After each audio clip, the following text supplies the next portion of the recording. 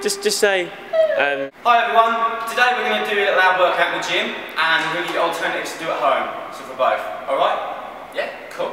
Right. So the first exercise we're going to do today is going to be 4-point wood chops to work the obliques. So instead of using the cables, which we have at the gym, you can use a medicine ball, much like this one here, and do the same. So from up to the top, and then opposite directions. Okay? Cool. Do you want to do wood chops on the cable? Yeah.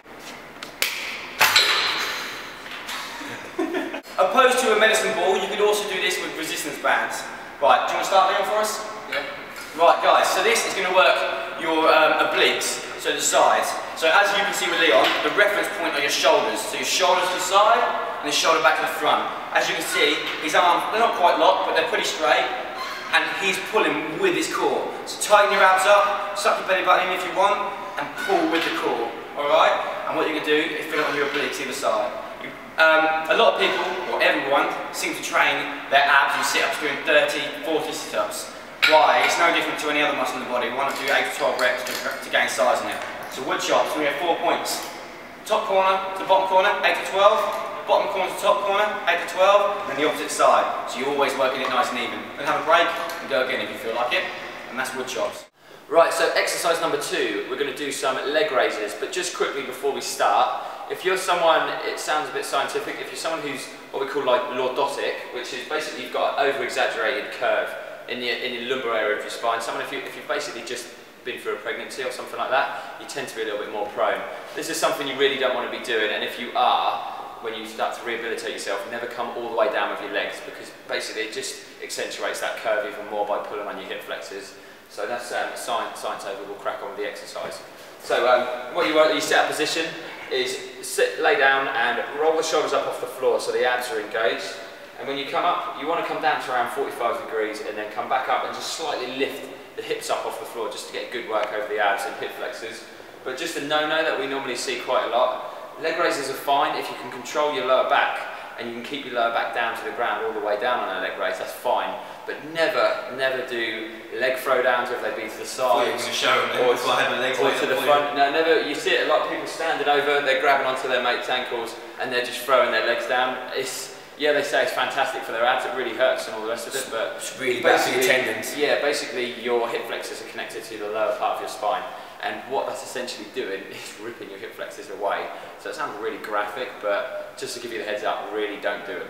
There's plenty of alternatives that are going to work your abs really well. So with this one, you're not really going to put a massive weight on it like you did with the obliques. So you can do a bigger rep range on this one. So if you want to go 15 to 20, something like that. All right. So that's the leg raises. You on? Right, mate. Let's face the camera, maybe. Might help.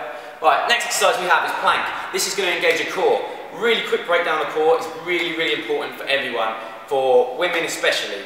Basically, powerlifters do this, sprinters do this. Core, basically what it is the muscles that keep your spine upright and keep pressure in your internal area, okay? It's really good for maintaining power because it's going to keep you stable while your arms and legs are swinging. So that's the idea behind the core. So if you want to go into the plank, bud. Right, we made it slightly harder. Leon's doing a really hard version of it because it's got 2 unstable surfaces. You can do it on your knees and keep a nice straight line. You can do it on your elbows and on your feet, or unbalanced like this. So what Leon's doing, he's got his elbows under his shoulders to support himself, and he's on his toes, and he's keeping a nice straight line across his back, which is going to keep his important back muscles in the core engaged, and his transverse abdominals on the front. Some people like to try and suck the belly button in towards the spine as well, and that pretty much is the plank. For people who are going to struggle, try 20 to 30 seconds, and then progress a little bit further. Alright mate, that's the plank for you guys. Right, so the next exercise we've got for you is a dorsal raise. You've seen us do this before, but we're just moving it on a little bit and adding an unstable surface, just a basic fit ball. So the basics are pretty much the same. You want to anchor your feet against the wall if you've got that, or a sofa, something like that to start with.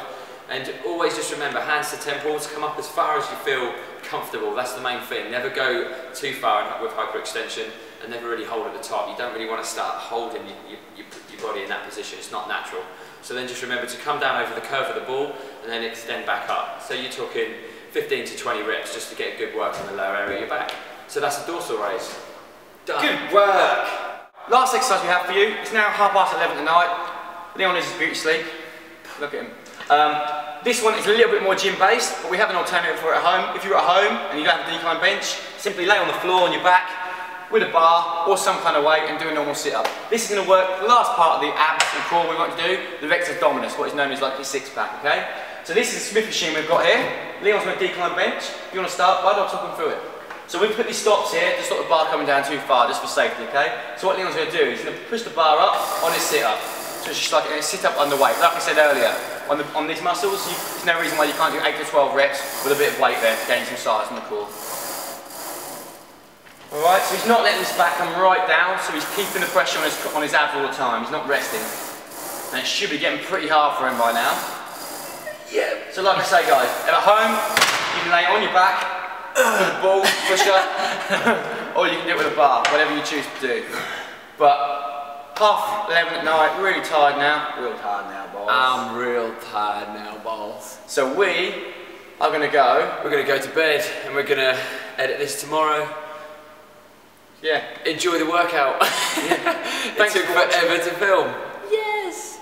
2 tired bears in the house. Very tired. Let's roll. Thanks for watching as always. See you later, guys.